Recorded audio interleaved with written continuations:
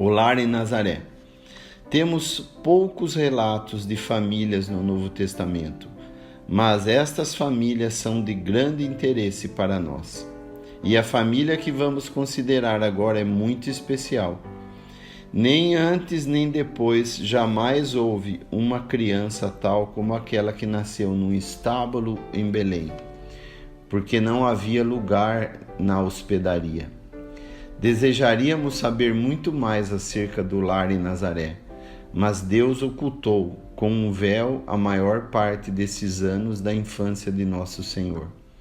Podemos dar um lance de olhos numa ocasião em que tinha 12 anos de idade, ouvindo-o dizer à sua mãe: "Não sabeis que me convém tratar dos negócios de meu pai?" A causa de seu pai, essa era a atmosfera na qual ele vivia. Depois ouvemos a ele, o Senhor da Glória, voltando com seus pais à sua humilde morada e sendo-lhe submisso. Na casa do carpinteiro em Nazaré foi ele criado. Lucas 4,16. É praticamente a mesma palavra que o Espírito indica a nós e nossos filhos em Efésios 6,4. Criai-os na disciplina e na admoestação do Senhor. Mas disso trataremos mais adiante. Consideremos ainda um pouco a palavra criação. Jamais existiu uma outra criança como ele. Nunca foi desobediente, malvado, reclamão, malcriado, teimoso ou faltou com a sinceridade. Como nós fomos diferentes quando éramos crianças. O Senhor teve 4 irmãos, Tiago e José, Simão e Judas, além de suas irmãs. Marcos 6, versículo 13. Neste verso é chamado de o carpinteiro. Não há dúvida de que, enquanto jovem, ele trabalhou na profissão de José, na oficina de carpintaria de seu pai. Talvez José tivesse morrido, pois notamos que aqui é chamado de filho de Maria e José não é mencionado. Sabemos que quando iniciou o seu ministério público, seus irmãos não criam nele. Podemos até mesmo considerar que a história de Gênesis 37, a inveja dos irmãos de José, tão diferentes dele, foi nos dada para ilustrar a inveja desses incrédulos irmãos de Jesus.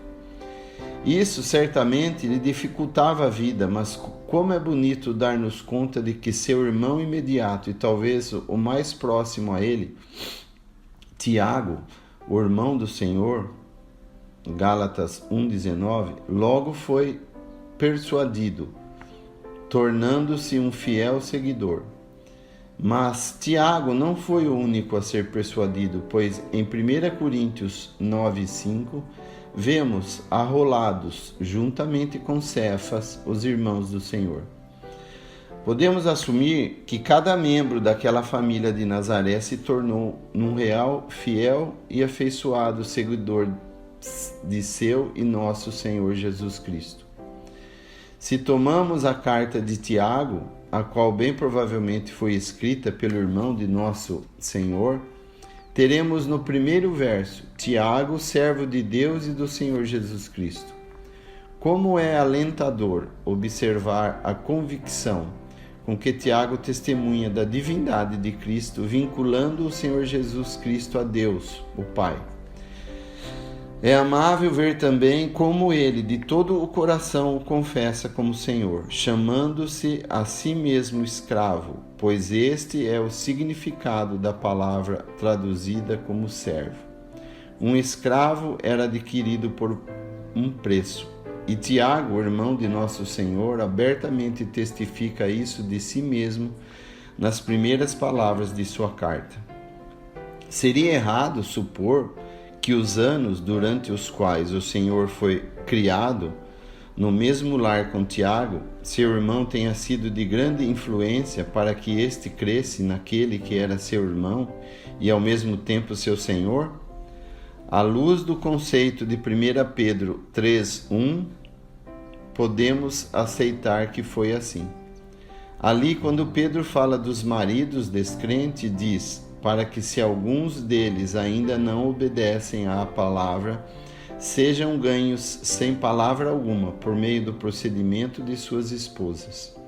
O termo procedimento é predileto de Pedro. Ele o emprega 8 vezes em suas 2 breves cartas, ao passo que no restante do Novo Testamento ele somente ocorre 5 vezes.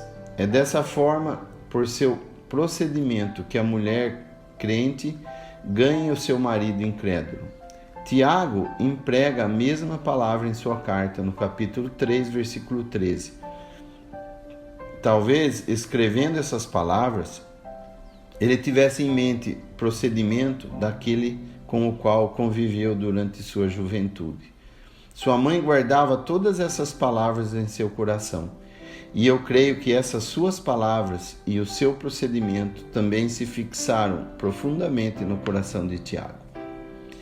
Deixai vir a mim os pequeninos. Eu não poderia omitir as mães que trouxeram suas crianças a nosso Senhor, a fim de que lhes impusesse as mãos e orasse. 3 vezes na palavra é relatado isso. Mateus 19, 13 e 15, Marcos 10, de 13 a 16 e em Lucas 18, de 15 a 17. Lucas, que era médico, nos diz que eram bebês de peito. Em Marcos, cuja característica é descrever pequenos detalhes da feição, do tom ou da maneira de agir de Nosso Senhor, lemos: então, tomando-os nos braços e impondo-lhes as mãos, as abençoava. O Espírito de Deus emprega aqui uma palavra muito expressiva ao dizer as abençoava, uma palavra que reservou a essas criancinhas e que não encontramos em nenhuma outra passagem do Novo Testamento. Poderíamos traduzi-la como ele as abençoava intimamente, quer dizer, uma após outra.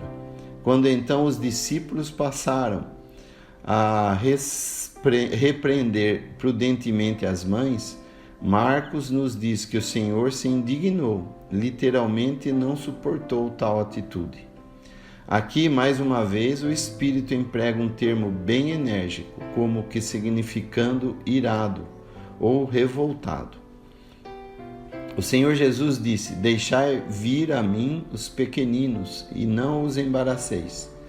Lemos ainda de 6 outras ocasiões no Novo Testamento em que outros se indignaram ou se iraram, os próprios incrédulos, em mais de uma oportunidade, os fariseus e o principal da sinagoga. Mas do Senhor lemos uma única vez, para com os seus próprios discípulos, quando procuravam mandar embora as mães que queriam trazer suas criancinhas. Deveríamos todos considerar bem esse fato.